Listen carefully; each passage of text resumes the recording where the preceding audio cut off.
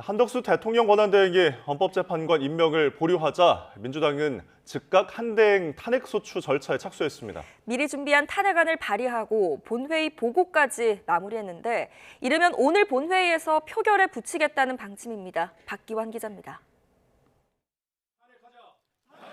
헌법재판소 9인 체제 복원을 늦추는 건 역사의 반역자, 을사오적과 같다며 헌법재판관 임명을 촉구해온 민주당. 하지만 한덕수 대통령 권한대행이 여야 합의를 조건으로 사실상 임명 보류 결정을 내리자 즉각 탄핵으로 응소했습니다. 대국민 담화가 나온 지 30분도 안 돼 미리 준비해둔 한대행 탄핵소추안을 발의한 겁니다. 한덕수 총리는 권한대행을 수행할 자격도 헌법을 수호할 의지도 없음이 분명해졌습니다. 민주당은 한덕수 총리 탄핵안을 즉시 발의하고 탄핵안엔 한대행이 명분 없이 각종 특검법 등의 거부권을 직접 행사하거나 대통령에 건의한 것, 또 비상계엄 선포를 돕는 등 내란에 적극 가담하고 헌법재판관 임명을 거부해 내란을 방조 묵인한 의혹이 있다고 적시했습니다. 제출된 탄핵안은 곧바로 국회 본회의에 보고됐고 박성준 의원 등 170인으로부터 국무총리 한덕수 탄핵소추안이 발의되었습니다. 이르면 보고 24시간 뒤 처음으로 열리는 오늘 본회의에서 표결에 붙여질 전망입니다. 이렇게 되면 지난 14일 대통령 탄핵안이 국회 문턱을 넘은 지 13일 만이 됩니다. 민주당은 윤 대통령 탄핵 심판을 방해하는 여권이 내란 연장을 꾀하고 있다며 비난의 화살을 돌렸습니다. 검사 출신 친윤 실세 권영세 의원을 비대위원장에 선출해서 권성동 원내대표와 함께 윤석열 방탄 쌍권 총체제를 구축했습니다. 노골적인 탄핵 무산 작전입니다. 민주당은 헌법재판소 정상화를 방해하는 건 곧 윤 대통령 탄핵 기각을 노린 여권의 꼼수라고 보고 헌정사상 첫 대통령 권한대행 탄핵이라는 강공책까지 꺼내들었습니다. 국정공백 우려를 키울 수 있다는 일각의 지적은 부담으로 떠안게 됐습니다. YTN 박견입니다. 국민의힘은 더불어민주당의 탄핵 쓰나미로 국정 마비를 넘어 국정 초토화가 진행되고 있다고 비판했습니다. 권성동 원내대표는 국회 본회의장 앞에서 규탄대회를 열고 벌써 29번째 탄핵소추안이라며 한덕수 대통령 권한대행 탄핵은 경제와 안보, 외교 파괴로 이어질 거라고 지적했습니다. 이어 경제부총리, 교육부총리 같은 차기 권한대행도 벌써 겁박을 받고 있다며 민주당이 탄핵을 서두르는 이유는 조기 대선을 통해 이재명 대표의 사법 리스크를 덮어버리려는 수작이라고 비난했습니다. 민주당이 절차에 착수한 한덕수 대통령 권한대행 탄핵소추안을 두고 본회의 의결 종족수가 대체 얼마나 되는지 논란이 계속되고 있습니다. 국민의힘은 탄핵안 처리를 위해선 의원 200명의 찬성이 필요하다고 주장하고 있는 반면 민주당은 151명이면 충분하다는 입장이어서 적잖은 혼란이 예상됩니다. 임성재 기자입니다. 국민의힘은 한덕수 권한대행 탄핵소추엔 국회의원 200명의 동의가 필요하다는 점을 거듭 분명히 했습니다. 권한대행도 대통령에 준하는 지위인 만큼 제적의원 3분의 2, 즉 200명 이상 찬성이 있어야 한다는 겁니다. 지금 한덕수 권한대행은 대통령의 직무를 대리하고 있습니다. 민주당이 거론하는 탄핵사유 역시 대통령의 직무에 해당하는 것입니다. 특히 과거 헌법재판소 산하 연구기관이 발간한 주석엔 권한대행 탄핵을 위해선 대행되는 공직자의 기준을 적용해야 한다는 점이 명시돼 있다고 주장했습니다. 민주당은 그러나 권한대행이 공식 직함이 아니고 선출 권력도 아닌 만큼 탄핵소추엔 의원 151명만 찬성하면 된다는 입장을 유지하고 있습니다. 그런데도 국민의힘이 정족수 기준을 높이려는 건 탄핵 절차를 지연시키려는 의도일 뿐이라고 일축했습니다. 대통령 직무정지 상태의 불안정성을 극복하고 탄핵을 완수하려고 하는 국민적인 바람과 반대에 있는 의견들이라 저는 일단 생각을 하고요. 또 한대행의 총리 시절 행적만 봐도 탄핵 사유가 되는 불법, 위법 사안이 차고 넘친다는 주장도 빼놓지 않았습니다. 여당이 예로 든 주석상 권한대행의 본래 직무 중 벌어진 위법 행위는 본래 신분으로 탄핵의 대상이 된다는 해석도 담겼는데 이와 궤를 같이 하는 주장으로 읽힙니다. 여야의 주장이 첨예하게 엇갈리는 가운데 국회 입법조사처나 학계에서도 다양한 의견이 나오는 것이 사실입니다. 일단 해석의 열쇠를 쥔 국회의장실은 의결 종족수를 확정한 바 없다는 입장인데 기준이 200일 경우에도 여당 이탈표 8명만 나오면 탄핵안이 통과되는 만큼 그 규모에도 시선이 쏠리고 있습니다. 한대행 탄핵 소추 땐 최상목 경제부총리가 권한대행을 맡게 되는데 야당 일각에선 연쇄 탄핵론도 제기되고 있습니다. 대행의 대행체제마저 장담할 수 없다는 전망이 나오는 이유인데 한대행 탄핵 표결 이후 전국 수습도 순탄치만은 않을 것으로 보입니다. YTN 임성재입니다.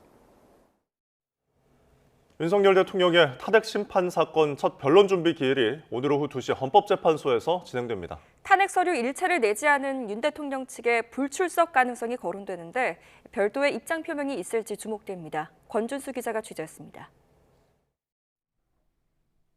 12.12 담화에서 법적 책임을 다하겠다던 윤석열 대통령은 대국민 약속과 배치되는 행보를 이어가고 있습니다. 탄핵 심판 쟁점을 정리하고 심리 계획을 짜는 변론 준비 기일 코앞까지 헌법재판소가 요구한 서류를 전혀 제출하지 않은 겁니다.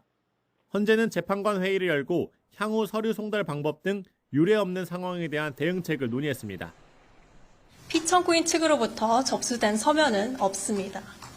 오전 재판관 회의에서 수명 재판관들은 이 사건의 진행 상황과 대응 방안을 보고하였고 전원재판부는 상황 인식과 대응 방안을 공유하였습니다. 헌재는 재판관 6인 체제 심리는 문제가 없다고 보고 예정대로 첫 변론 준비 기일을 진행할 방침입니다. 국회 탄핵소추단도 김용현 전 국방부 장관 등 핵심 피의자 9명을 증인으로 신청하는 등 채비를 갖추고 있습니다. 반면 윤 대통령 측은 대리인 위임장조차 내지 않는 등 수세적 태도로 일관해 불출석 가능성을 배제하기 어렵습니다.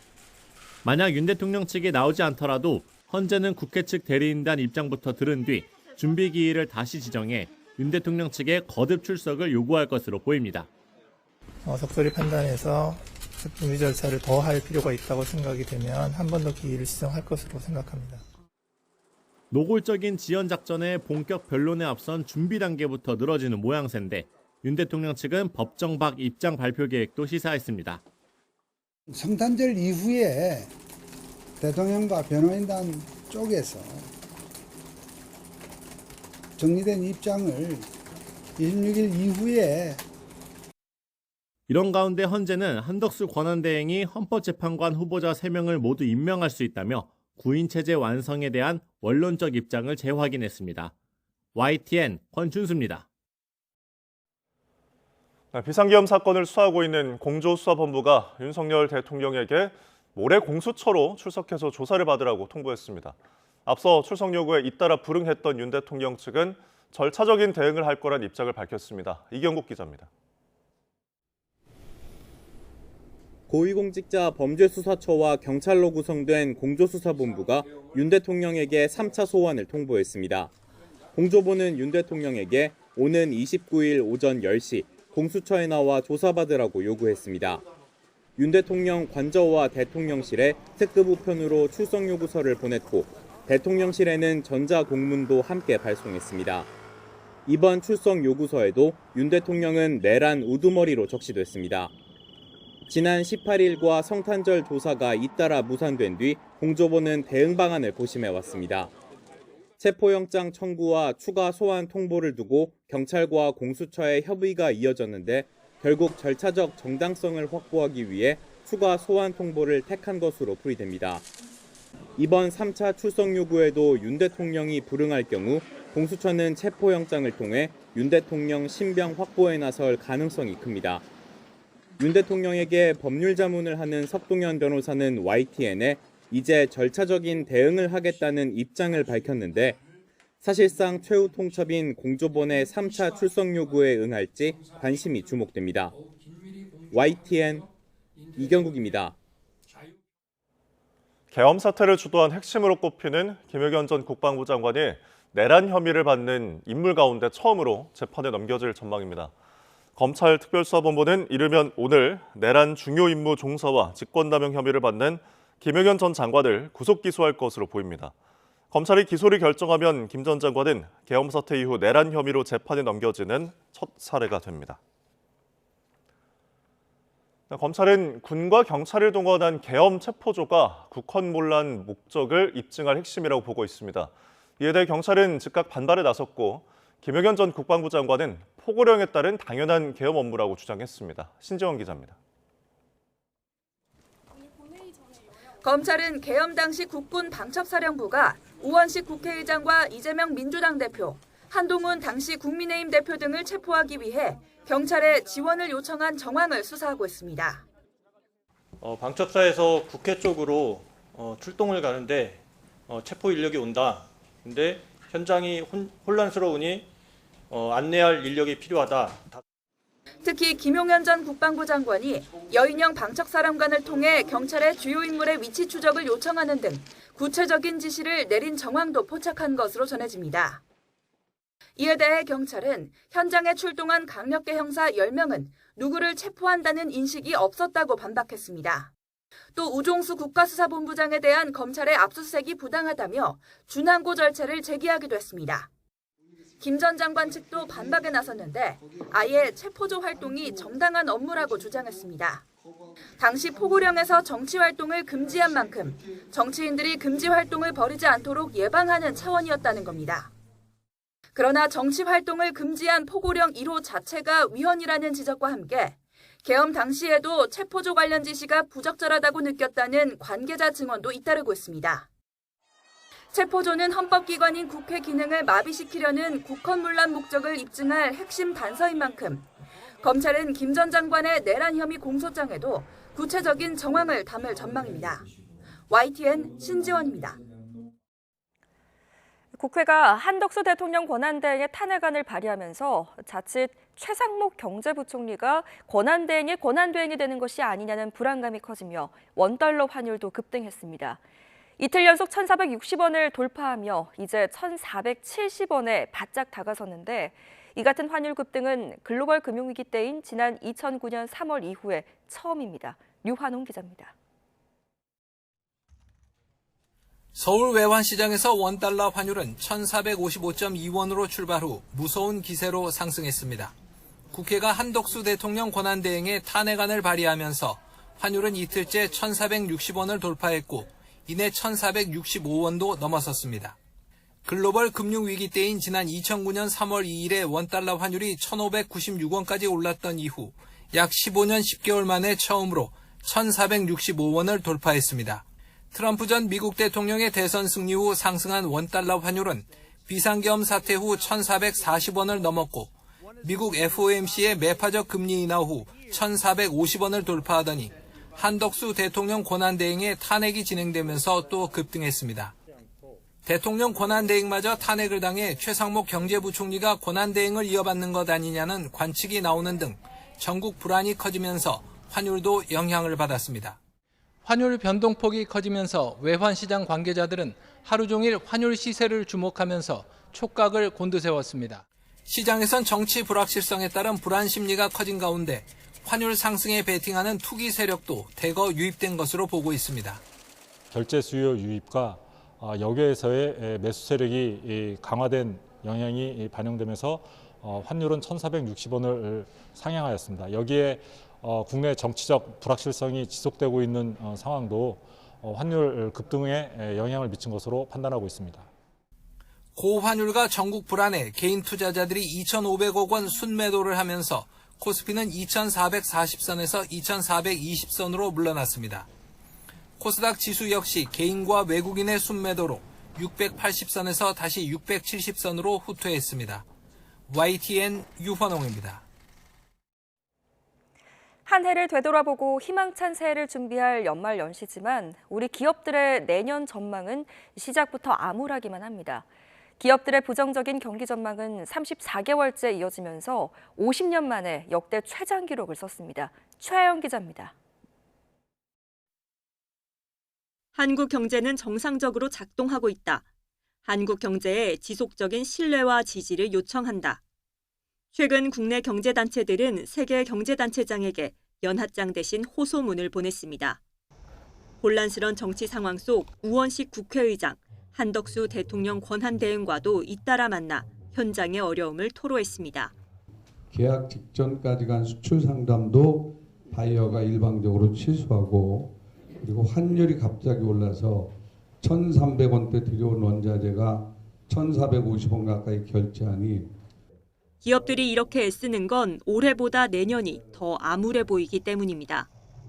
국내 600대 기업의 내년 1월 경기 전망치는 84.6으로 나타났습니다.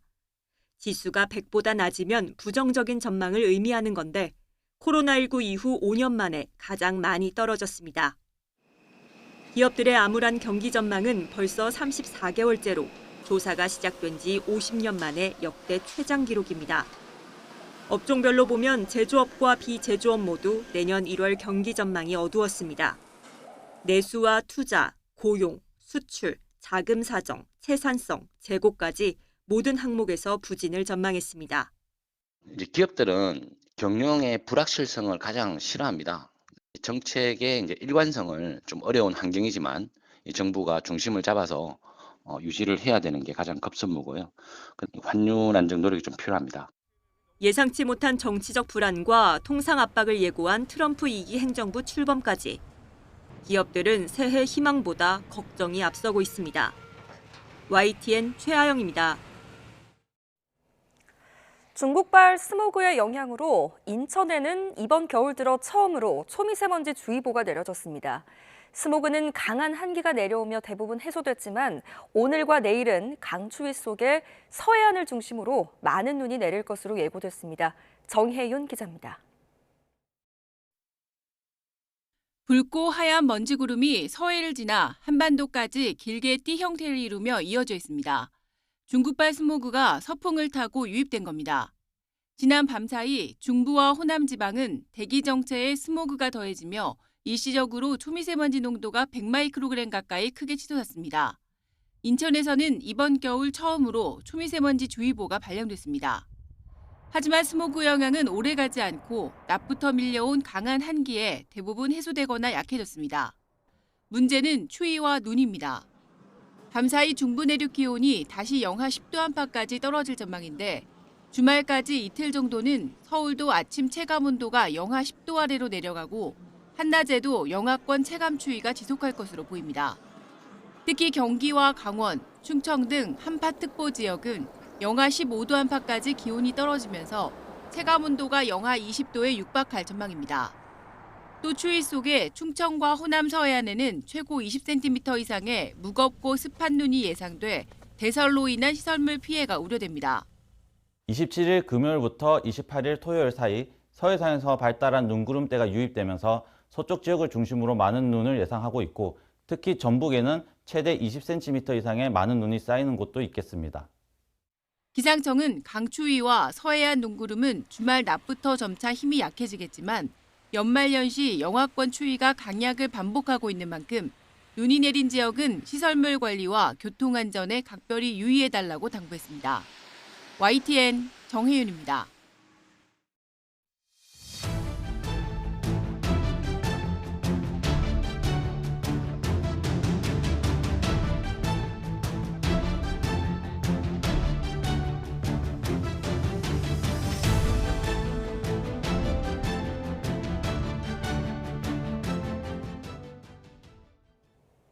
한덕수 대통령 권한대행이 여야가 합의안을 제출할 때까지 헌법재판관 임명을 보류하겠다고 대국민 담화를 통해 밝혔습니다. 권한대행 역할에 대한 법리 해석이 엇갈리고 공정한 대통령 탄핵 심판을 위해선 여야의 합의가 최우선이라고 강조했습니다. 이종구 기자입니다.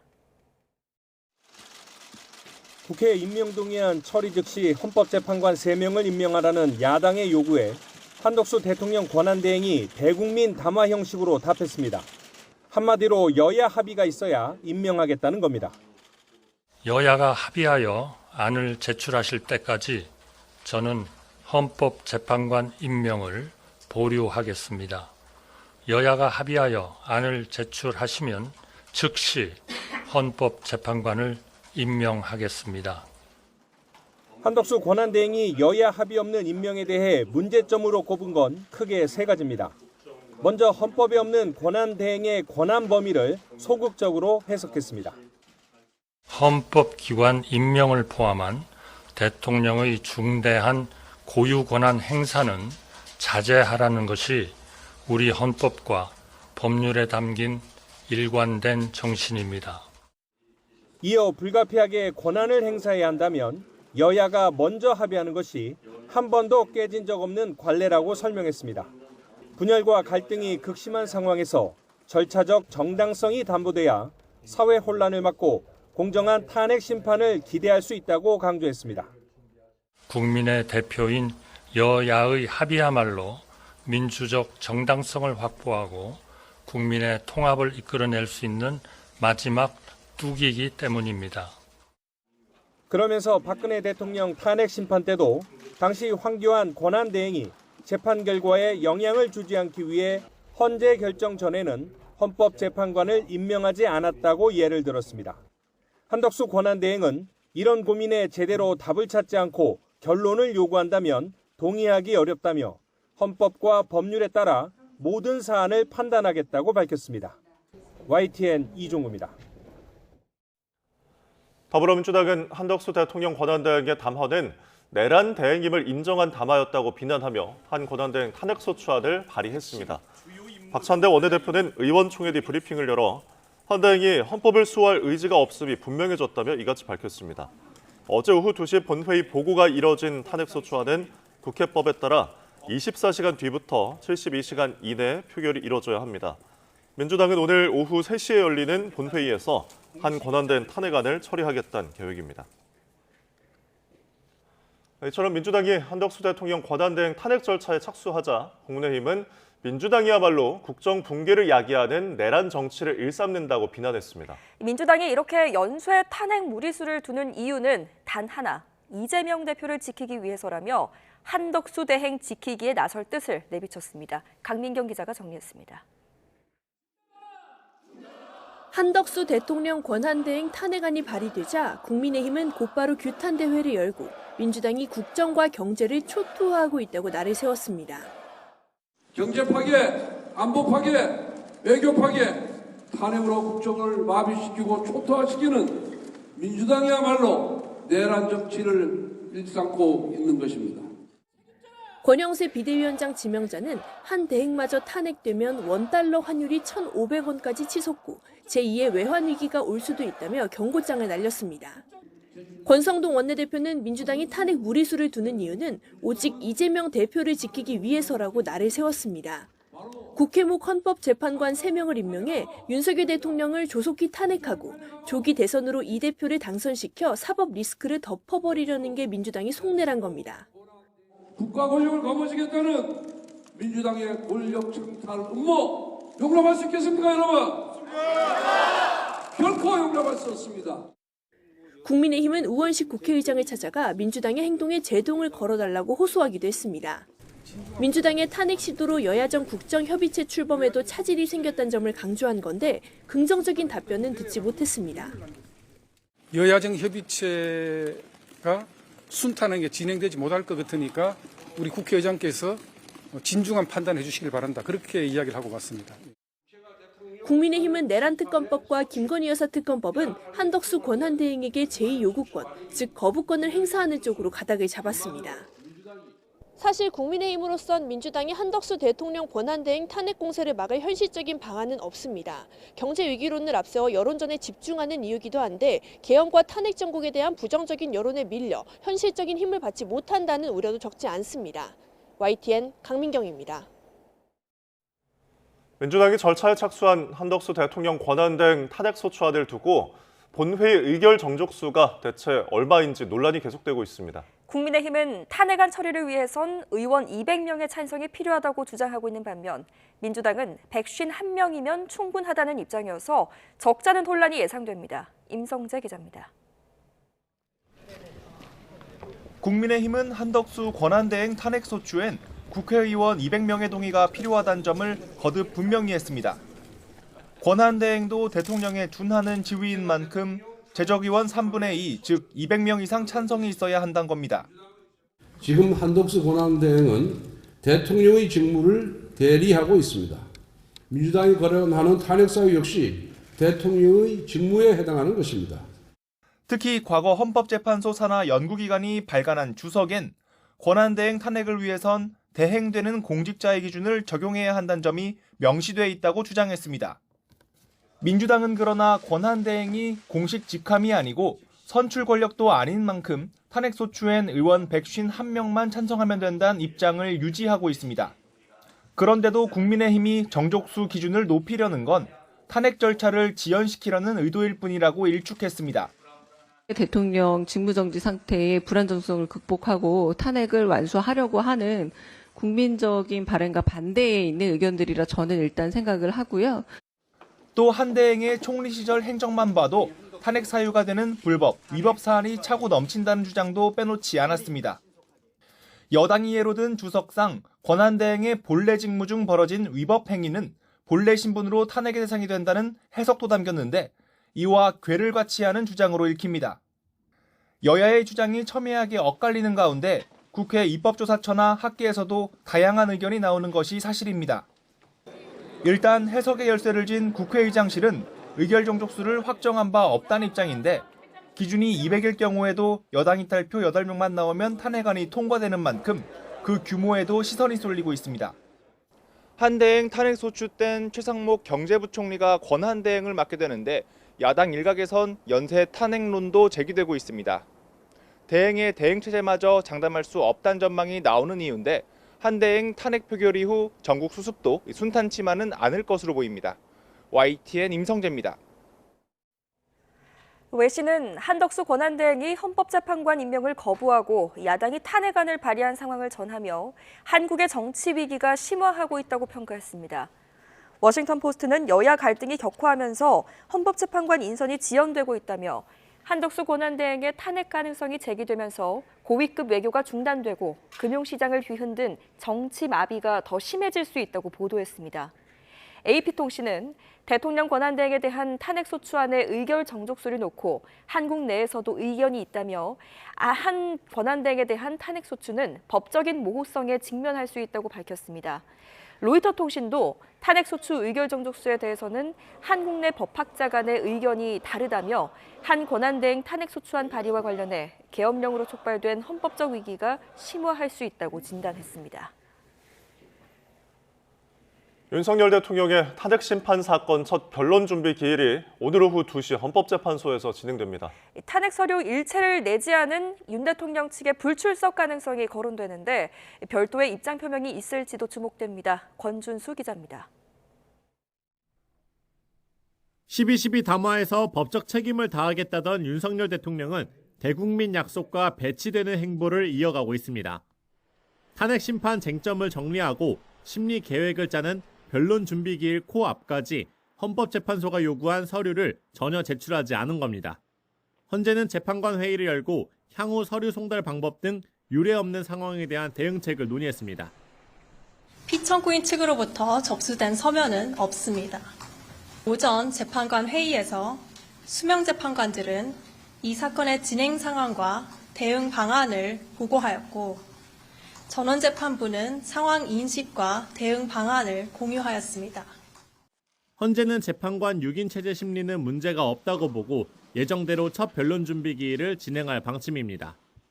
국회 탄핵소추단도 김용현 전 국방부 장관 등 핵심 피의자 9명을 증인으로 신청하는 등 채비를 갖추고 있습니다.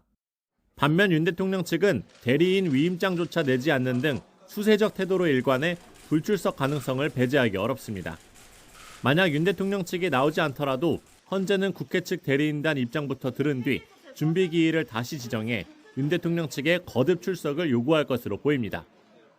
적절히 판단해서 준비 절차를 더 할 필요가 있다고 생각이 되면 한 번 더 기일을 지정할 것으로 생각합니다. 노골적인 지연 작전의 본격 변론에 앞선 준비 단계부터 늘어지는 모양새인데 윤 대통령 측은 법정 밖 입장 발표 계획도 시사했습니다. 성탄절 이후에 대통령과 변호인단 쪽에서 정리된 입장을 26일 이후에 이런 가운데 헌재는 한덕수 권한대행이 헌법재판관 후보자 3명을 모두 임명할 수 있다며 구인체제 완성에 대한 원론적 입장을 재확인했습니다. YTN 권준수입니다. 오늘 열리는 윤석열 대통령 탄핵 심판 첫 재판에 온라인 일반 방청 신청이 2만여 명이 몰렸습니다. 오늘 오후 2시 헌법재판소 소심판정에서 열리는 변론 준비 기일에 일반 방청인 온라인 추첨 좌석은 9석으로 경쟁률이 2251대 1에 달했습니다. 박근혜 전 대통령 탄핵 심판 선고 당시 방청 경쟁률보다 높은 것으로 당시 19,000여 명이 몰려서 796대 1의 경쟁률을 기록했습니다. 앞서 국회가 한덕수 대통령 권한대행의 탄핵안을 발의하면서 이 자칫 최상목 경제부총리가 권한대행의 권한대행이 되는 게 아니냐는 불안감이 커지며 원달러 환율도 급등했습니다. 이틀 연속 1,460원을 돌파하며 이제 1,470원에 바짝 다가섰는데 이 같은 환율 급등이 글로벌 금융위기 때인 지난 2009년 3월 이후에 처음입니다. 류환홍 기자입니다. 서울 외환시장에서 원달러 환율은 1,455.2원으로 출발 후 무서운 기세로 상승했습니다. 국회가 한덕수 대통령 권한대행의 탄핵안을 발의하면서 환율은 이틀째 1,460원을 돌파했고 이내 1,465원도 넘어섰습니다. 글로벌 금융위기 때인 지난 2009년 3월 2일에 원달러 환율이 1,596원까지 올랐던 이후 약 15년 10개월 만에 처음으로 1,465원을 돌파했습니다. 트럼프 전 미국 대통령의 대선 승리 후 상승한 원달러 환율은 비상계엄 사태 후 1,440원을 넘었고 미국 FOMC의 매파적 금리 인하 후 1,450원을 돌파하더니 한덕수 대통령 권한대행의 탄핵이 진행되면서 또 급등했습니다. 대통령 권한대행마저 탄핵을 당해 최상목 경제부총리가 권한대행을 이어받는 것 아니냐는 관측이 나오는 등 전국 불안이 커지면서 환율도 영향을 받았습니다. 환율 변동폭이 커지면서 외환시장 관계자들은 하루 종일 환율 시세를 주목하면서 촉각을 곤두세웠습니다.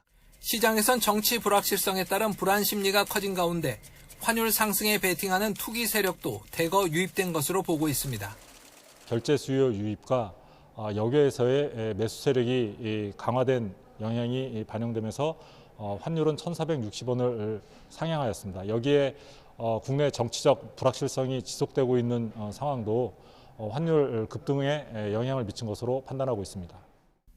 고환율과 전국 불안에 개인 투자자들이 2,500억 원 순매도를 하면서 코스피는 2,440선에서 2,420선으로 물러났습니다. 코스닥 지수 역시 개인과 외국인의 순매도로 680선에서 다시 670선으로 후퇴했습니다.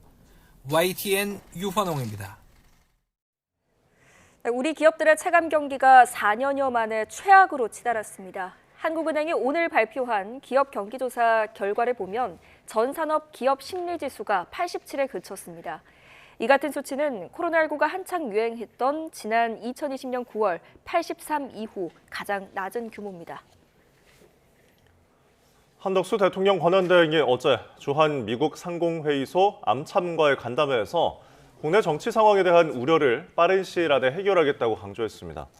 암참 측은 한국 사업을 지금처럼 지속 추진해 나갈 계획이라고 강조하면서도 미국 트럼프 2기 행정부 출범과 2025년 한국에서 열릴 에이펙 정상회의를 고려할 때 예측 가능하고 안정적인 규제 환경을 유지하는 게 필수라고 덧붙였습니다. 녹록지 않은 한 해를 보낸 국내 산업계가 연말 연시를 맞아 차분히 숨고르기에 들어갔습니다. 하지만 내년에는 미국발 관세 전쟁과 고환율 등 더욱 험난한 가시밭길이 예고되어 있어서 긴장의 끈은 놓지 못하는 분위기입니다. 황혜경 기자입니다. 연말 정기 인사와 신년 전략회의 등 굵직한 일정들을 마친 기업들이 새해를 앞두고 휴식 모드에 들어갔습니다. 권장 휴가 기간을 두거나 임직원 연차 소진을 독려하는 등 조용히 재충전에 나선 모습입니다. 하지만 내년에도 이어질 불황과 불확실성 등을 고려하면 이 같은 차분한 분위기는 오히려 태풍 전야의 고요로 읽힙니다. 상당수 기업이 내년 기조를 긴축으로 잡고 조직 효율화에 방점을 둔 인사를 단행한 것도 같은 맥락으로 풀이되고 있습니다. 실제로 대기업 21곳을 조사한 결과 지난해에 비해 임원 승진자가 10% 가까이 줄었고 삼성과 SK, LG 모두 3년째 부회장 승진자를 배출하지 않았습니다. 올해 실적 부진과 안전사고 등으로 휘청였던 포스코그룹은 임직원 승진 비율을 작년보다 30%나 줄였고 계열사 7곳의 대표도 모두 갈아치웠습니다. 연말 승진 잔치가 가능했던 곳은 고대역폭 메모리로 선전한 SK 하이닉스 정도뿐이었습니다. 또 300인 이상 대기업에서 내년 긴축 경영을 하겠다는 응답은 61%로 2016년 이후 최고치를 기록했고 새해 투자 계획과 채용 계획도 올해보다 축소하겠다는 응답이 가장 많았습니다. 최근 그 글로벌 경기 부진과 보호무역주의 확산 등 대외 수출 불확실성이 높은 상황이고 내수 부진까지 더해지다 보니까 기업들, 특히 대기업들의 긴축 경영 계획 응답이 상당히 높게 나타났습니다. 2025년도 경기 상황이 올해보다 크게 나아지기는 어려울 것으로 지금 전망되고 있는 만큼 비상계엄과 탄핵이라는 긴박한 상황 속에서 제자리를 찾기 위해 안간힘을 쓰고 있는 한국 경제. 안개 속이라는 수식어를 걷어내고 을사년 푸른뱀의 해를 무사히 맞을 수 있을지 불안과 기대가 엇갈리고 있습니다. YTN 황혜경입니다. 지난해 우리나라에서 자기 소유의 집을 보유한 가구의 비율은 60.7%로 전년도인 2022년에 비해서 0.6%포인트 줄어든 걸로 나타났습니다. 실제 점유 형태는 자가가 57.4%, 임차 38.8%, 무상 3.7%로 전년 대비 자가는 0.1%포인트 감소, 임차와 무상은 동일하게 나타났습니다. 자가 가구의 연소득 대비 주택가격 비율은 6.3배로 임차 가구의 월소득 대비 월 임대료 비율은 15.8%로 집계됐습니다. 밤사이 찬 공기가 남하하면서 다시 강추위가 찾아왔습니다. 현재 경기 북부와 강원, 충북 제천과 경북 북동산 간에 한파특보가 발효 중인데요. 현재 특보가 내려진 철원과 대관령은 영하 10도를 밑돌고 있고요. 서울은 영하 5.1도로 어제 같은 시각보다 8도가량 낮습니다. 특히 찬바람의 체감 온도는 영하 9도 안팎까지 떨어져 있습니다. 한낮에도 중부지방은 영하권 체감추위가 지속하겠습니다. 오늘 낮 기온은 서울 1도, 청주 2도, 광주 4도에 그치겠습니다. 나오실 때는 보온에 각별히 신경 써야겠습니다. 추위 속 충남과 전북 지방에는 눈비구름이 유입되고 있습니다. 내일까지 전북 많은 곳에 최고 20cm 이상, 충남과 전남에도 최고 10cm의 많은 눈이 내려 쌓이겠습니다. 특히 이들 지역에는 시간당 3cm 안팎의 강하고 무거운 눈이 예상돼 주의하셔야겠습니다. 반면 눈비 소식이 없는 동해안 지방은 오늘도 대기가 건조해 불조심하셔야겠습니다. 날씨였습니다.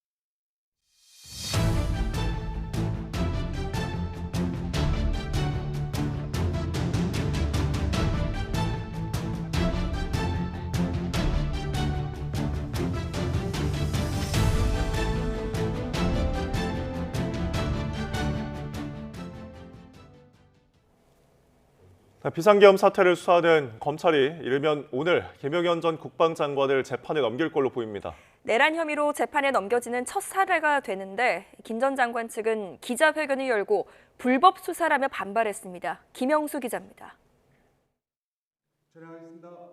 김용현 전 국방부 장관은 윤석열 대통령에게 계엄을 건의하고 큰 그림을 그린 인물로 꼽힙니다. 계엄 닷새 만인 지난 8일 검찰에 자진 출석해 내란 중요 임무 종사 혐의로 가장 먼저 구속됐습니다. 검찰은 김 전 장관 공소장에 내란 혐의 정점, 우두머리부터 국회 장악과 체포조 운용까지 국헌문란을 목적으로 한 조직적 범죄의 구조를 담을 것으로 전해졌습니다. 사실상 중간 수사 결과인 셈인데 김용현 전 장관 측은 기자회견을 열고 대통령의 통치 행위를 수사할 수 없다며 잘못된 프레임이라고 반발했습니다. 특히 한덕수 국무총리를 거친 건의와 국무회의 모두 정상적인 절차를 거쳤다고 주장했습니다. 대한민국 헌법에서는 상권 분립을 규정하고 있고 통치행위에 대해서는 사법심사가 면제된다는 원칙을 선언하고 있습니다. 삼권 분립을 강조하면서도 비상계엄 선포의 배경과 목적에 국회, 정치권이 있다는 사실은 감추지 않았습니다. 하지만 헌법과 계엄법에는 계엄군이 국회를 통제할 수 있는 근거가 없습니다. 검찰의 기소를 앞두고 열린 기자회견에 김용현 전 장관 측이 일부 언론사의 취재를 거부하면서 경찰이 출동하기도 했습니다. YTN 김영수입니다. 김용현 전 국방장관 측은 기자회견에서 윤 대통령의 의원 출입 저지를 지시했다는 의혹 등이 사실이 아니라고 반박했습니다. 하지만 다른 증언과는 배치되는 만큼 진위는 윤 대통령에 대한 수사를 통해 가려질 것으로 보입니다. 계속해서 김태원 기자입니다.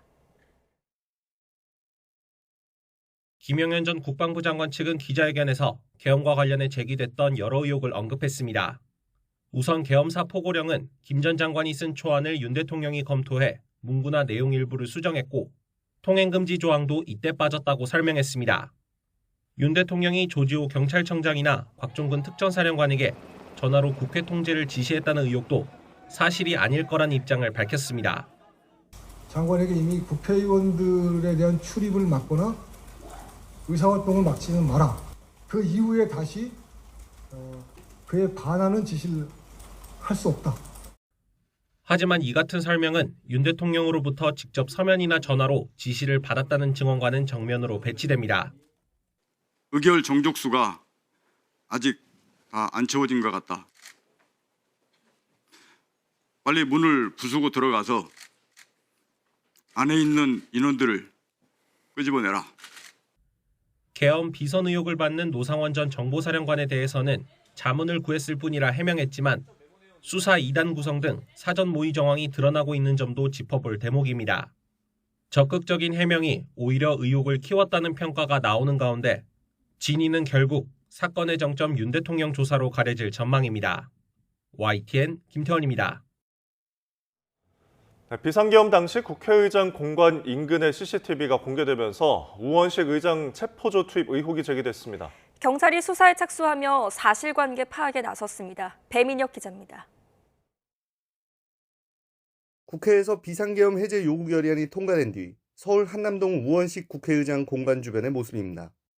CCTV 영상에는 군인 11명과 사복 차린 남성 2명 등 모두 13명이 등장합니다. 영상이 공개되자 우원식 국회의장을 체포하기 위해 계엄군이 투입된 것 아니냐는 의혹이 제기됐습니다. 논란이 일자 국방부는 대통령 경호처 요청으로 대통령과 국회의장 등의 관저가 밀집한 한남동 일대 경계 강화를 위해 투입된 병력이라며 계엄군은 아니라고 해명했습니다. 하지만 계엄 당시 체포 명단에 우 의장도 있었다는 진술이 있다는 가운데 의혹은 잦아들지 않았습니다. 공관에 복귀할 가능성이 있는 국회의장을 체포하라는 명령이 있었는지, 또 2차 계엄의 의도가 있었던 것은 아닌지. 그러자 경찰이 수사에 나섰습니다. 경찰은 CCTV 영상을 바탕으로 병력의 신원과 소속 부대, 당시 현장에 투입된 배경 등 사실관계를 파악하고 있다고 밝혔습니다. 우 의장은 국회를 침탈한 계엄군에게 신변보호를 요청하는 국회의장이 어디 있느냐며 반발하는 가운데 경찰 수사를 통해 이들의 정체가 확인될지 주목됩니다. YTN 배민혁입니다. 비상계엄 사태를 수사하는 공조수사본부가 문상호 국군정보사령관의 사건을 군검찰로 넘겼습니다. 공조수사본부는 어제 오후 문 사령관 관련 사건을 국방부 검찰단에 이첩했다고 밝혔습니다. 문 사령관은 노상원 전 정보사령관 등과 비상계엄을 사전에 모의하고 계엄 당시 중앙선관위에 요원을 투입하거나 북파공작 부대를 정치인 체포조로 동원하는 데에 관여했다는 의혹 등을 받고 있습니다. 비상계엄 사태를 수사하는 경찰 국가수사본부 특별수사단은 국민의힘 추경호 전 원내대표와 출석 일자를 조율하고 있다고 밝혔습니다. 특수단은 앞서 추 전 원내대표에게 어제 출석하라고 2번째 소환 통보를 했는데 이후 추 전 원내대표 측이 출석 의사를 밝혀 날짜를 조정 중인 것으로 전해졌습니다. 추 전 원내대표는 비상계엄 당시 국회 계엄 해제 표결을 방해하기 위해 우원식 국회의장에게 표결 연기를 요청하거나 소속 의원들을 국회가 아닌 당사로 소집했다는 의혹으로 고발됐습니다. 경찰청 직원으로 추정되는 이용자가 남태령 시위 참가자들에 대한 모욕성 글을 온라인에 올라온 것과 관련해 경찰이 수사에 나섰습니다.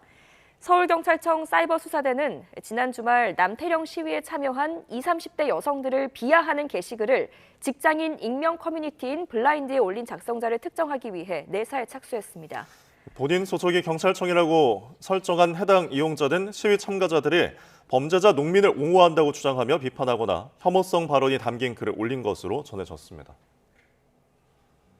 서울 도심에서 윤석열 대통령 탄핵 촉구 집회를 주최한 민주노총의 양경숙 위원장이 오늘 경찰 조사를 받습니다. 앞서 민주노총은 지난 10일 서울 광화문 일대에서 탄핵 촉구 집회를 진행한 뒤 용산 대통령실로 방향으로 진행을 했지만 보수단체 행진과 겹친다는 이유로 경찰에 가로막혔습니다. 이에 일부 참가자는 바리케이트를 넘어 차선을 점거하거나 경찰과 몸싸움을 벌이기도 했습니다.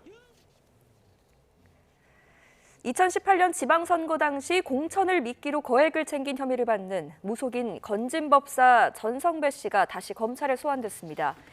서울 남부지검은 어제 오후 정치자금법 위반 혐의를 받는 전 씨를 피의자 신분으로 다시 소환해서 조사했습니다. 검찰은 17일 전 씨를 체포해 조사한 뒤 구속영장을 청구했지만 법원은 구체적인 일시나 방법, 금액이 특정되지 않았다며 기각했습니다. 다음 소식입니다. 내년 신학기 도입을 목표로 추진돼 오던 AI 디지털 교과서가 이 교과서가 아닌 교육자료로서의 지위만 인정을 받게 됐습니다. 교육부는 학교 현장에 혼란이 예상된다며 제의 요구를 건의하겠다고 밝혔습니다. 염혜원 기자입니다. 재석 276인 중 찬성 178인, 반대 93인, 기권 5인으로서 초중등교육법 일부 개정 법률안 대안은 가결되었음을 선포합니다. 국회 본회의에서 법안이 통과되면서 AI 디지털 교과서는 교과서의 지위를 잃게 됐습니다. 학교장 재량에 따라 선택하게 되는 교육 자료로만 쓰이게 된 겁니다. AI 디지털 교과서는 이미 지난달 말 검정을 마쳤지만 통과된 법안에 소급 조항이 있어서 모두 교과서로 쓸 순 없게 됐습니다. 당장 새 학기에 도입하기엔 준비 기간이 너무 짧고 어린 학생들을 대상으로 AI 교육을 실험할 순 없다는 게 법안 통과의 이유입니다. 교육부는 학교 현장의 혼란을 우려하며 한덕수 대통령 권한대행에게 거부권 행사를 요청하겠다고 밝혔습니다. AI 디지털 교과서는 교과서로 활용될 때 지역 간, 학교 간 교육 격차를 해소하고 학생들에게 균등한 교육 기회를 제공할 수 있는 만큼 개정안이 정부로 이송되면 법률을 집행하는 주무부처 장관으로서 제의 요구를 건의할 계획입니다. 거부권이 행사돼 법안이 다시 국회로 돌아온다면 200명 이상의 찬성이 필요하기 때문에 이번엔 부결될 가능성이 큽니다. 그럴 경우 예정대로 내년에 AI 디지털 교과서 도입이 다시 추진되는 겁니다. 교육부는 보름 안에 제의 요구를 하게 돼 있다며 새학기 혼란이 없도록 이른 시일 안에 해결하겠다고 밝혔습니다.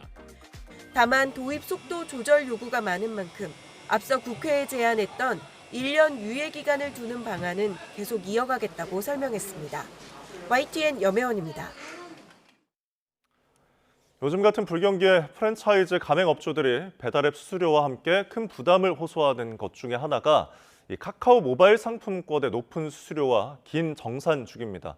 업계가 수수료율을 내리고 정산기한도 줄이는 상생안에 합의했는데 숙제도 남았습니다. 이승은 기자입니다. 한 프랜차이즈 커피 전문점. 연말 연시에는 손님 10명 가운데 3명이 카카오 모바일 상품권으로 결제합니다. 하지만 점주들 입장에서는 모바일 상품권이 그리 달갑지가 않습니다. 수수료율이 4.5%로 카드보다 2배 이상 많고 대금도 최장 45일 뒤에나 들어옵니다. 10,000원을 팔면 500원 이상 더 손해를 보는구나 이렇게 바로 느껴지고요. 만약 카드로 계산하면 그래도 한 100원, 200원만 손해보면 되겠지 이렇게. 그나마 이 가맹점은 상황이 나은 편입니다.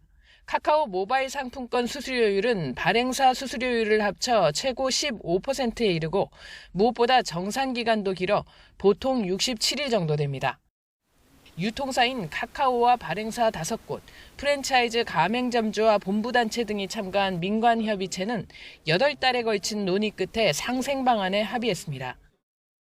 카카오는 최고 14%인 수수료율을 내년 1분기 안에 최고 8%로 낮춰서 최고 수수료율을 발행사 수수료 포함 9%로 낮추기로 했습니다.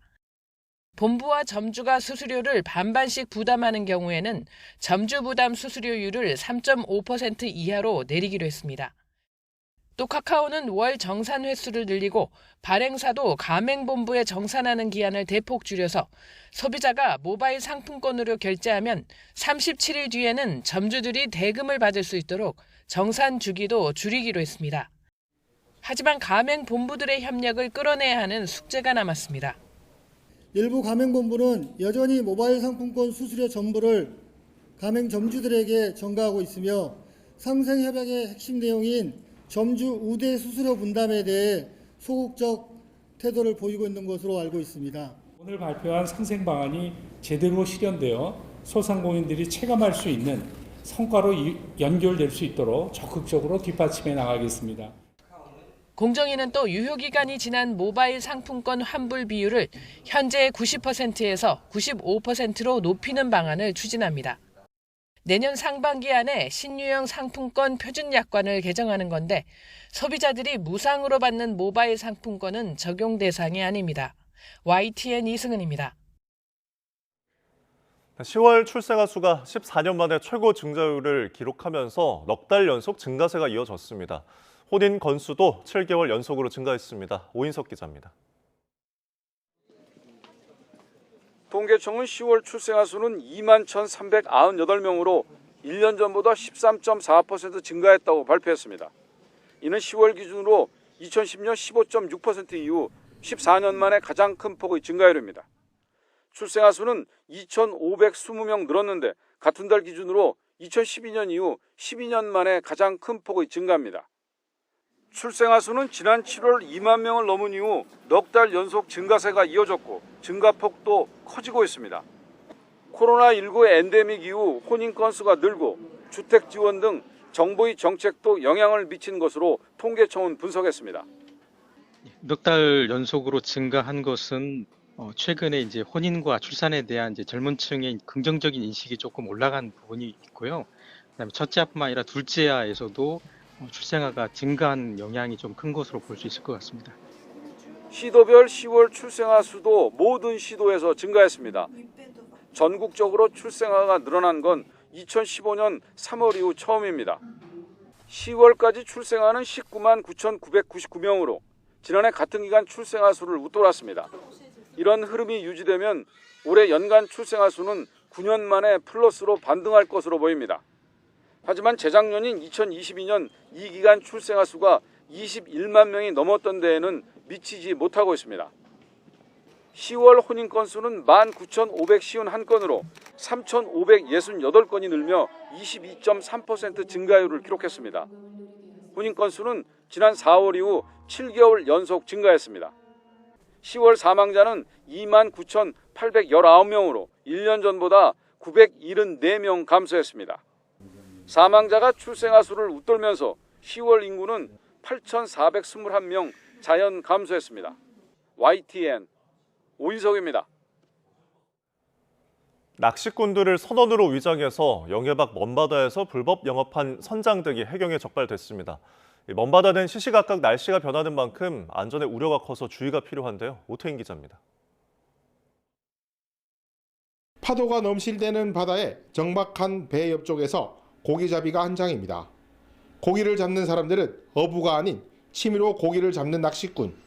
취미로 고기를 잡는 낚시는 영해 안쪽 12해리에서만 가능하지만 배타적 경제 수역 주변까지 나가 불법 낚시를 한 겁니다. 로업으로 해가지고 낚시꾼을 대하는 게 이제 요즘 불법인데 저렇게 이제 많이 이제 많지요. 적발된 불법 낚시 여선 9척은 낚시꾼을 하루짜리 선원으로 속여 근로계약서를 쓰고 조업하는 것처럼 1,000번이 넘게 출항했습니다. 단속에 대비해 선원으로 배를 탔다고 교육까지 받았습니다. 불법 낚시가 이루어진 곳은 수시로 날씨가 변해 전문 선원들도 힘겨운 곳. 항상 사고 위험이 있는 곳에서 위험천만한 불법 낚시가 이루어진 겁니다. 원거리 해역으로 나가기 때문에 저희 경비함정들이 대응하기도 힘들고 또 초기에 수색이나 구조하는 데도 많은 어려움이 분명히 있기 때문에 대형 인명사고 발생의 우려가 가장 큰 이유입니다. 대하를 낳겠다는 낚시꾼의 그릇된 욕망과 돈만 된다면 안전도 무시하겠다는 선장의 그릇된 욕심이 만나 벌어진 불법 원거리 낚시. 사고로 이어지지 않도록 강력한 단속과 처벌이 필요할 때입니다. YTN 오태인입니다. 사건자 관절 뉴스입니다. 이화영 전 경기도 평화부지사가 쌍방울 그룹에 800만 달러 대북 송금에 공모한 혐의로 징역 7년 8개월을 선고한 재심 판결에 불복해 상고했습니다. 서울 마포경찰서가 사회복무요원 부실근무 의혹이 제기된 그룹 위너 송민호 씨에 대해 수사 의뢰를 받고 병역법 위반 여부를 조사하고 있습니다. 사업가 강종현 씨로부터 특정 코인을 거래소 빗썸에 상장해달라는 청탁과 함께 수십억 원의 뒷돈을 챙긴 혐의로 재판에 넘겨진 프로골퍼 안성현 씨가 1심에서 징역 4년 6개월을 선고받고 법정 구속됐습니다. 건설노조 조합원 2명의 고공농성이 노조 내부의 지침에 따른 조직적 행위였는지 확인하기 위해 서울 영등포경찰서가 어제 서울 대림동에 있는 민주노총 건설노조 사무실을 대상으로 압수수색에 나섰습니다. 업무 불이행과 무단 이탈 등으로 징계를 받자 지난 6월 인천시 강화군 장애인 복지시설에서 둔기와 흉기를 휘둘러 원장을 살해하려 한 50대 사회복지사가 징역 6년형을 선고받았습니다. 경찰청이 과거 근무지에서 저지른 개인 비위로 중앙징계위원회 심의를 받아온 경기 수원 남부경찰서장 A 경무관에 대해 정직 처분 인사발령을 내렸습니다. 부산경찰청 안보수사과가 시리아에 있는 UN 지정 테러단체에 테러 자금으로 우리 돈 77만 원어치 아부화폐를 보낸 외국인 유학생 A씨를 구속했습니다. 지난해 8월부터 경북 지역 곳곳의 현장에서 불법 야적이나 먼지 등을 문제 삼아 비난 기사를 쓰거나 민원을 넣겠다고 위협해서 광고비 명목으로 1,200만 원을 뜯어낸 혐의로 인터넷 신문 기자 A씨가 구속됐습니다. 검찰이 태양광 발전시설 공사 금액을 부풀리고 허위 계산서와 세금 계산서 등을 이용해 305억 원 상당의 불법 대출을 받은 혐의로 시공업자와 발전사업자 54명을 불구속 상태로 재판에 넘겼습니다. 지금까지 한 줄 뉴스였습니다. 다음 소식입니다. 가자지구 휴전이 임박했다는 관측이 나오는 가운데 이스라엘이 이제는 예멘 후티 반군을 향해 공세 고삐를 죄고 있습니다. 양측의 무력 충돌이 격화하는 가운데 이스라엘의 본격적인 공격은 트럼프 미 대통령 당선인이 취임한 이후에 시작될 것이라는 분석이 나옵니다. 보도에 유투건 기자입니다. 예멘의 관문인 사나 국제공항의 관제탑이 검은 연기에 휩싸였습니다. 이스라엘군이 지난주에 이어 다시 예멘의 수도 사나와 서부 해안 도시들을 대대적으로 공습했습니다. 후티 반군이 이용하는 공항이나 발전소, 군사시설이 목표물이었습니다. 이번 공습으로 20여 명의 사상자가 나온 가운데 당시 출국을 준비하던 세계보건기구 사무총장은 간발의 차로 화를 면했습니다. 거브로요소스 사무총장은 SNS에 올린 글에서 불과 몇 미터 떨어진 곳에 있던 관제탑과 출국 라운지가 손상을 입었다고 전했습니다. 이스라엘은 대규모 추가 공격을 예고했습니다.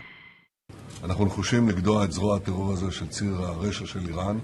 אנחנו נתמיד בזה עד שנשלים את המלאכה.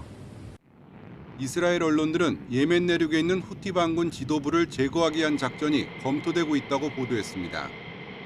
다만 본격적인 공격에 나서는 건 다음 달 20일 트럼프 당선인이 취임한 이유가 될 것으로 전망했습니다. 이스라엘 정부 내에선 이란을 직접 공격해야 한다는 목소리까지 나온 것으로 알려졌습니다. 이란은 외무부 대변인 성명을 통해 이스라엘군의 공습은 국제평화와 안보의 명백한 위반이라고 비난했습니다. 중동의 대표적인 친이란 무장 세력인 후티 반군은 지난해 10월 가자지구 전쟁이 발발한 이후 홍해를 지나는 선박을 무차별로 공격했습니다. 또 이스라엘을 향해서도 끊임없이 미사일과 드론을 발사하며 유혈 충돌을 이어왔습니다. YTN 유튜버입니다. 러시아를 돕기 위해 파병된 북한군이 최전선에서 막대한 손실을 입고 식수마저 부족한 상황이라고 우크라이나군이 주장했습니다.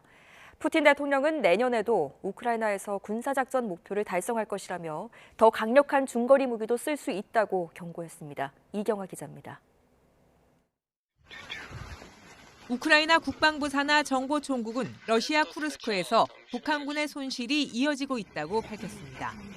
우크라이나군의 공격으로 북한군 박격포 부대가 패배했고 큰 피해를 봤다고 강조했습니다. 최전선에서 타격을 입은 북한군은 보급에 문제가 생겨 식수까지 부족한 상황이라고 정보총국은 주장했습니다. 앞서 볼로디미르 젤렌스키 우크라이나 대통령은 쿠르스크에서 전투로 숨지거나 다친 북한군이 3,000명을 넘었다고 밝혔습니다. 이게 사실이라면 쿠르스크에 있는 북한군 가운데 적어도 4분의 1을 잃은 겁니다.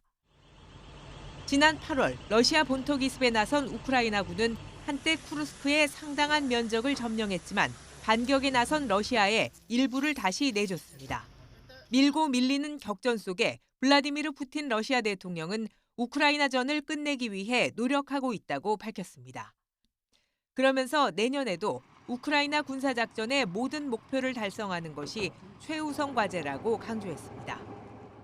푸틴 대통령은 또 지난달 우크라이나에 시험 발사한 최신형 극초음속 탄도미사일 오레시니크를 더 쓸 수 있다고 경고했습니다. Если нужно будет, мы увидим, что требуется применение более мощного оружия средней дальности, мы, конечно, его используем.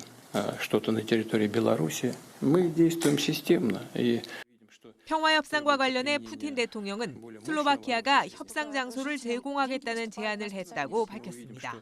슬로바키아가 중립적인 입장에 있는 만큼 이런 제안에 반대하지 않는다며 긍정적인 입장을 드러냈습니다. YTN 이경아입니다. 정부는 가상자산 탈취 등 해킹 등을 통해 불법 외화벌이에 동원된 북한의 IT 조직원들을 대북 독자 제재 대상에 추가했습니다. 제재 대상으로 지정된 인물은 박흥룡과 윤정식 등 15명으로 조선노동당 군수공업부 산하기관인 3.13 총국에 소속돼 해외에 주재하면서 IT 외화벌이 활동을 해온 인물들입니다. 네, 다음 소식입니다. 연말이 다가오면 송년회 같은 각종 모임에서 술 마시는 일이 많아지죠. 그런데 적당한 음주가 오히려 우울증의 위험을 낮출 수 있다는 연구 결과가 나왔습니다. 하지만 과도한 음주는 자살 위험을 높일 수 있다고 하니까 주의해야겠습니다. 자세한 내용은 임늘솔 기자가 전해드립니다. 연말 분위기가 나지 않는 요즘이지만 그래도 송년회 등 각종 모임이 많아지는 연말. 술 권하는 문화가 줄긴 했지만 술 없는 모임은 찾아보기 힘듭니다. 어색한 사이를 풀어주거나 하기 힘들었던 이야기를 하게 해주는 등 일종의 사회적 윤활유 역할을 한다는 인식이 크기 때문입니다. 국내 연구진이 적당한 음주는 스트레스를 줄여줘 우울증 위험을 낮출 수 있다는 연구 결과를 내놨습니다. 연구진은 국민건강보험공단의 건강검진 설문 데이터를 활용해 음주가 정신건강에 미치는 영향을 분석했습니다. 설문조사는 40세에서 79세 성인 남녀 약 13만 명을 대상으로 이루어졌는데 일주일에 술을 몇 번 마시는지, 음주량은 어떤지 등을 물어봤습니다. 그 결과 적정 알코올량은 10g, 소주잔 기준으로 하루 한 잔 이하의 술을 마시면 우울증 위험이 9% 낮아지는 것으로 확인됐습니다. 사회적 음주는 개인의 건강한 사회적 상호작용을 반영하고 촉진시킬 수 있습니다. 이러한 사회적 유대는 스트레스를 완화시킬 수 있으며 정서적 지지를 통하여 우울증 위험을 예방할 수 있는 보호 요인으로 작용할 수 있습니다. 하지만 적정량을 넘어선 음주는 오히려 자살 위험을 높일 수 있습니다. 하루 5잔 이상의 술을 마실 경우 우울증 위험이 약 31% 늘어났습니다. 자주 많이 술을 마실수록 세로토닌 감소를 유발해 자살 위험이 약 125% 높아질 수 있는 겁니다. 2잔, 3잔 이상의 그러니까 10g을 넘어서는 하루에 20g, 30g의 과한 음주는 몸 건강도 해칠 수 있고 마음 건강에도 안 좋은 영향을 끼치기 때문에 소량의 음주를 권하는 음주 문화가 더 퍼지는 것이 좋을 거라고 생각을 하고 있습니다. 연구진은 이번 연구 결과가 알코올 소비와 정신건강 관련 정책을 만드는 데 활용될 수 있을 것으로 기대했습니다. 또 올바른 음주 문화를 위해 남에게 술을 강요하지 않고 본인 스스로 감당할 수 있는 선에서 절주하는 것이 필요하다고 덧붙였습니다. YTN 사이언스 임늘솔입니다.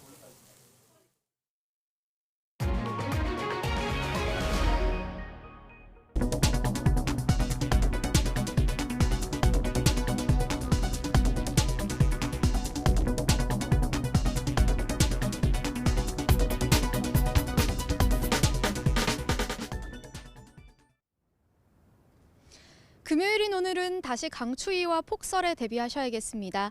우선 현재 경기 북부와 강원, 충북 제천과 경북 북동 산간에는 한파특보가 발효 중인데요.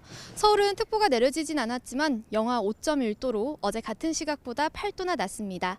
특히 찬바람의 체감 온도는 영하 9도 안팎까지 떨어져 있습니다. 나오실 때는 보온에 각별히 신경 써야겠습니다. 자세한 지역별 기온부터 살펴보겠습니다. 현재 한파특보가 내려진 대관령은 영하 12.5도, 파주는 영하 11.1도까지 떨어졌고요. 그 밖의 지역은 안동 영하 5.5도, 대전 영하 4.4도까지 내려가 있습니다. 한낮에도 중부지방은 서울 1도, 청주 2도에 그치겠고요. 찬바람이 강하게 불며 영하권 체감 추위가 계속되겠습니다. 추위 속 충남과 전북지방에는 눈구름이 유입되고 있습니다. 앞으로 충북과 전남에 이어 밤에는 경기 남서부와 영남 서부 내륙, 제주도도 영향을 받겠는데요.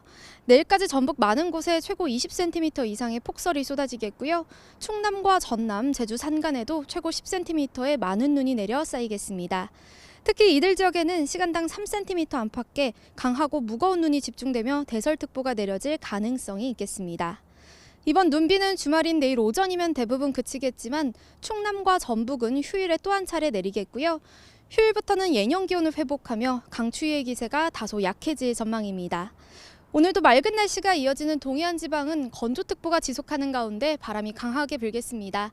그 밖에 서해안과 제주도에도 초속 20m 안팎의 돌풍이 예상되니까요. 각종 안전사고에 각별히 유의하시기 바랍니다. 지금까지 YTN 원희다입니다. 뉴스타트 3부 잠시 후에 계속됩니다.